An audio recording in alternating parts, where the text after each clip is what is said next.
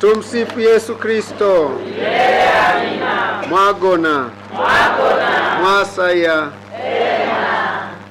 Basi ndugu zangu wapendwa, leo mama kanisa anatualika katika Dominika hii ya 11 ya mwaka A. Anatualika tutafakari uteule wetu sisi wa Kristo. Sisi hasa ambao tumefika leo katika ibada hii ni wateule wa Mungu. Ndiyo maana hatujaweza kuzuia ile hamu ya kuja kumtumikia Mungu katika misa hii. Uteule huu unapelekea wito wetu kama ulivyopelekea kwa wana wa Israeli, taifa dogo ambalo Mungu aliwateua ili wawe kielelezo cha utakatifu wake Mwenyezi Mungu. Aliwateua na kuwatuma ili waendelee kuangaza ulimwengu wote kama watoto wa Mungu. Na aliwaalika katika somo la kwanza, anawaalika sharti lao ni kwamba wawe watakatifu. Wawe watakatifu, watambue kwamba Mungu ndiye Mungu wao na hawana Mungu mwingine. Na sisi wenyewe tutambue kama wana wa Israeli kwamba tumewezeshwa na Mungu kwa pendo lake ili tufanye utume wetu. Utume wetu ni utume wa Mungu mwenyewe. Hivyo kama alivyowaambia wana wa Israeli wategemee nguvu yake, nasi pia tunaalikwa nguvu zetu zitoke kwake Mwenyezi Mungu na zisukumwe kwa imani yetu kwake Mwenyezi Mungu. Tutekeleze utume huu kwa kujisalimisha kwake Mwenyezi Mungu kama wana wa Israeli walivyojisalimisha kwake, na tuwe waaminifu kwake Mwenyezi Mungu kama ambavyo somo la kwanza linawaalika wana wa Israeli kuwa waaminifu, tukijua kwamba sisi hatuwezi kufanya kitu bila Mungu. Hatuna sababu ya kujihangaisha kwa nguvu zetu. Tuna kila sababu ya kumkimbilia Mwenyezi Mungu katika jambo lolote ambalo linatukuta katika maisha yetu. Yako mambo mbalimbali ambayo yanatusibu katika maisha yetu ya kila siku. Hili somo la kwanza linatualika kushika yafuatayo. Jambo la kwanza la kushika katika mioyo yetu ni kutamani bila kuchoka kumpendeza Mungu. Kutamani bila kuchoka kumpendeza Mungu. Pia kuwa na utulivu katika mambo yote ambayo yanaendelea ndani ya maisha yetu, tukijua kabisa kwamba Mwenyezi Mungu yuko pamoja nasi. Yeye ndiye Mungu wetu na sisi ni taifa lake. Jambo la tatu ni kutambua kuwa sisi bila Mungu hatuwezi kufanya lolote. Tumesikia katika ile sala yetu ya mwanzo, tumesema sisi ambao ni wadhaifu hatuwezi kitu chochote, Mungu atutegemeze. Hivyo bila Mungu sisi hatuwezi kitu chochote. Lazima tutambue na kumtegemea Mwenyezi Mungu. Katika somo la Injili tunaona Yesu anawaonea huruma makutano. Sasa makutano hawa labda watusaidie na sisi kujichunguza kwamba sisi ni taifa la Mungu, ni makutano wa namna gani? Anasema kwa nini aliwaonea huruma? Walikuwa kwanza wamechoka na kukata tamaa. Mfano wao ulikuwa kama kondoo wasio na mchungaji. Kuna rafiki yangu mmoja anasema kondoo wasio na mchungaji ni chakula cha mbwa mwitu. Kwa hiyo kama amechoka, maana yake hawezi hata kukimbia, hana nguvu yoyote. Mbwa mwitu akija anajichukulia.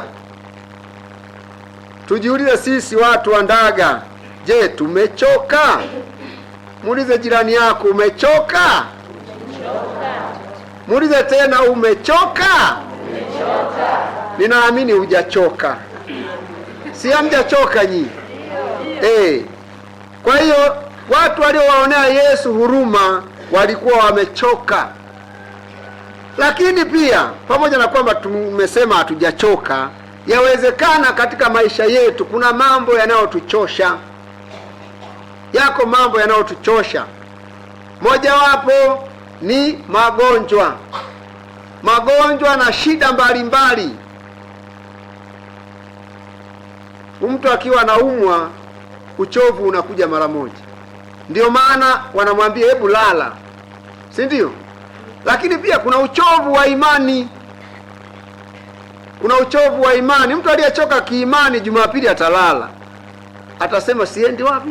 Kanisani.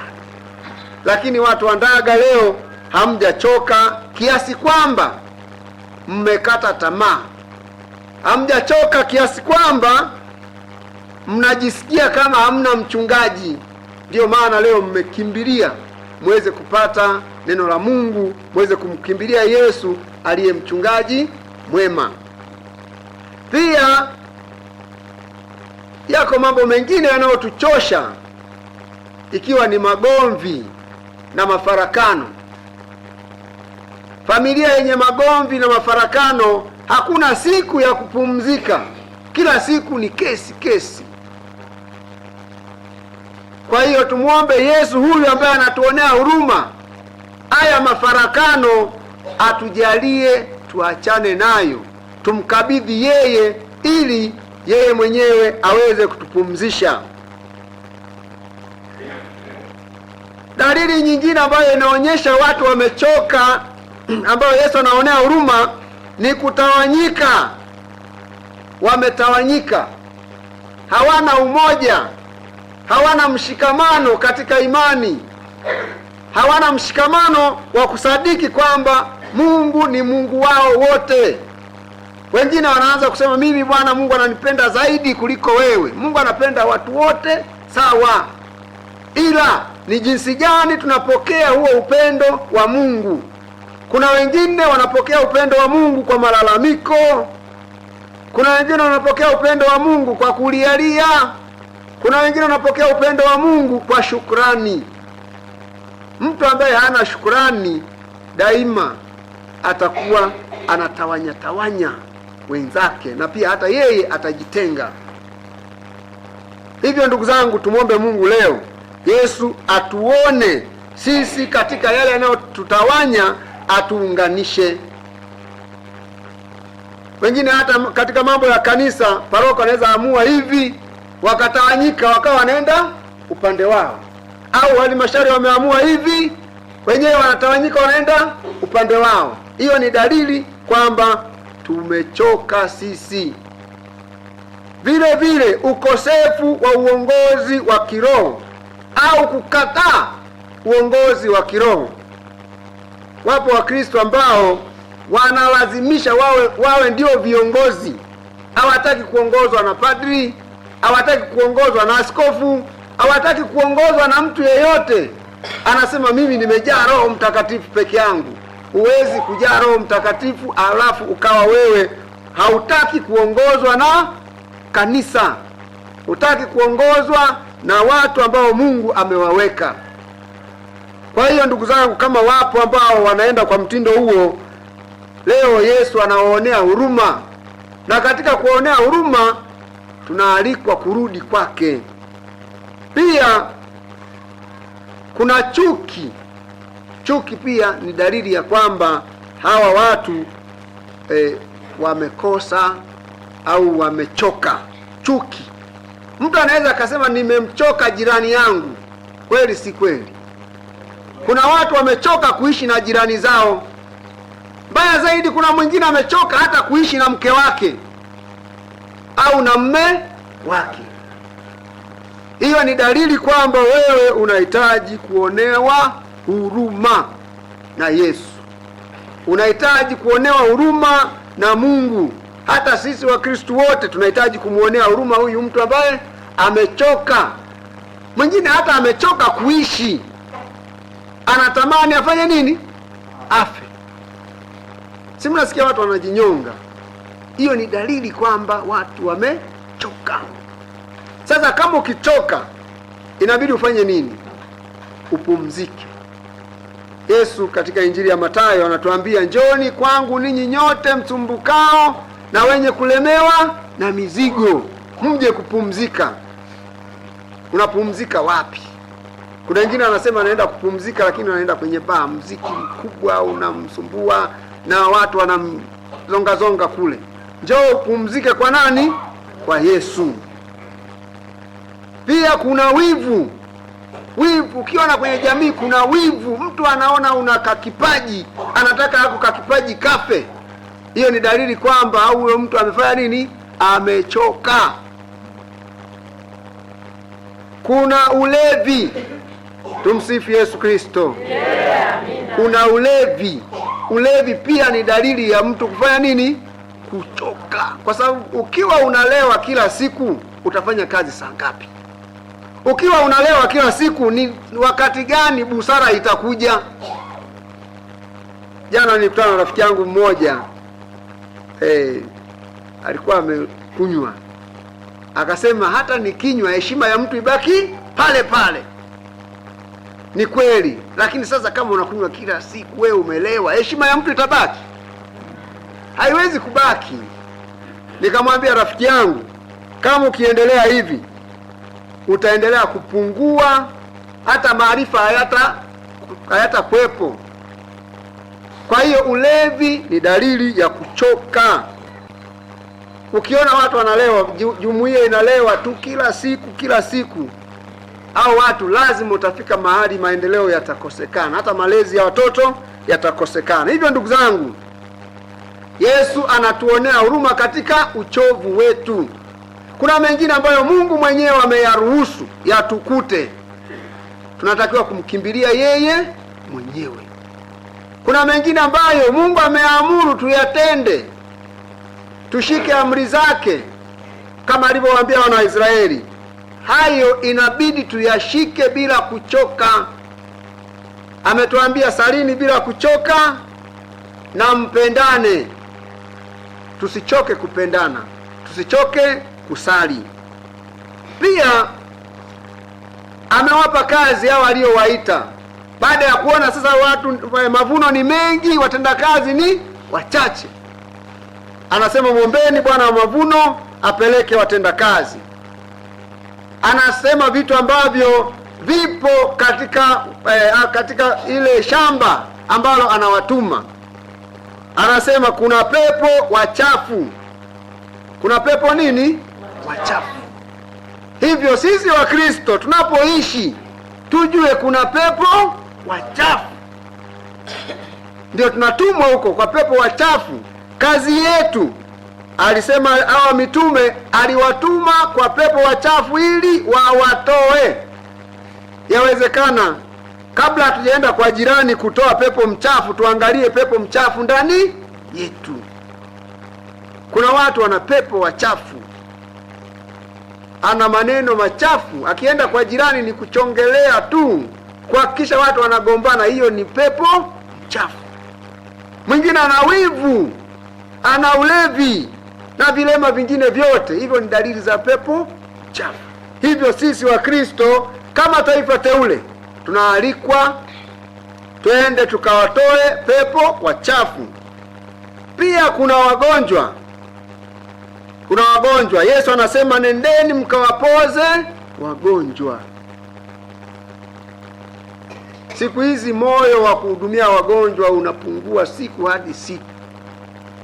Unakuta mtu anaumwa, watu hawana habari, wanaendelea na mambo yao. Mtu anaweza kasema ninaumwa, mtu anajibu hata mimi mwenyewe natembea na homa zangu. Hayo majibu yapo. Kama hujakutana nayo, subiri uumwe. Unamwambia mtu ninaumwa nisaidie, anakuambia na mimi nina homa zangu. Watu hawajaliani. Hiyo ni dalili kwamba wanajijali wenyewe, na ni dalili ya kuwepo kwa pepo mchafu. Kwa hiyo tuwapoze wagonjwa, twende tukaone wagonjwa. tukawapoze wagonjwa. Utamaduni wa Kisafwa ni mzuri sana, kwenda kwa wagonjwa.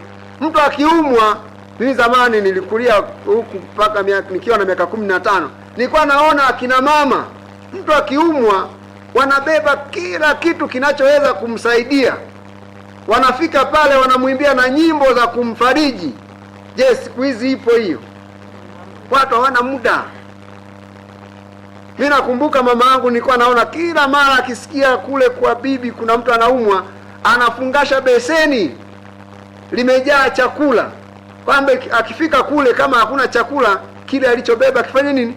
Kipikwe, watu wale, mgonjwa ale.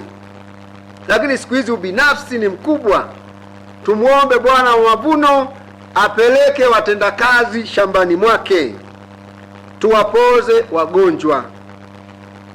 Alafu Yesu anasema anawatuma kupoza wagonjwa na udhaifu wa kila namna. Dunia ya leo ina udhaifu wa kila namna. Kila mmoja hapa anajua udhaifu wake, kweli si kweli? Hata uhitaji kuambiwa una udhaifu gani, wewe mwenyewe unajua udhaifu wako. Hivyo tumuombe Bwana wa mavuno aongeze watendakazi shambani mwake watakao tusaidia kukabiliana na udhaifu wetu. Katika somo la pili, Paulo anatuthibitishia kwamba Mungu ametukomboa. Anatuambia kwanza kabisa tumehesabiwa haki. Kwa pamoja na udhaifu wetu, pamoja na magumu tunayopitia, tumehesabiwa nini? Haki. Mwambie mwenzako umehesabiwa haki. Mwambie usiwe na wasiwasi. Pia tumeokolewa na ghadhabu. Mungu hana hasira na sisi kwa sababu Yesu amesha nini? Ameshatukomboa. Ghadhabu ya Mungu imetulizwa na ukombozi wake na sadaka yake Yesu Kristo. Hivyo tusifikiri sasa sisi tunaweza fanya kitu kikubwa tumfurahishe Mungu. Hapana, Mungu ana furaha na sisi. Cha msingi sisi tuwe wanyenyekevu kwake Mungu na kukubali kwamba ni yeye peke yake ametuletea mkombozi. Hana ghadhabu na sisi. Pia tumepewa uzima. Tumepewa nini? Uzima. Na uzima huu sio wa hapa tu, ni uzima wa hapa duniani na uzima wa milele na utakatifu wake Mwenyezi Mungu. Na mwisho, tunafurahi katika Mungu wa Bwana wetu Yesu Kristo. Unajua dunia ya leo, furaha, watu hata hawajui furaha ni nini. Wameshachanganyikiwa furaha ni nini. Mwingine anasema nikinywa ninafurahi. Kuna vitu ambavyo sio furaha kabisa. Furaha yetu ni kuingia katika nyumba ya Mungu. Mzaburi anasema furaha yangu ni kubwa sana kuingia wapi? Nyumbani kwake Mwenyezi Mungu. Mara nyingi tunaimba nalifurahi waliponiambia twende nyumbani mwako. Muulize mwenzako, furaha yako unaipata wapi? Furaha yako unaipata wapi? Inapaswa furaha tuipate wapi? Katika nyumba ya Bwana. Tusihangaike kutafuta furaha sijui wapi. Hakuna kitu kitakufurahisha zaidi ya mambo ya Mungu, kwa sababu Mungu anatupa furaha ya hapa duniani na furaha ya milele. Kwa sababu pia kuna watu wanafikiri hawezi kufurahi akiwa amebeba msalaba. Si wapo? Mtu anaona msalaba, siwezi kabisa kufurahi huku nimebeba msalaba.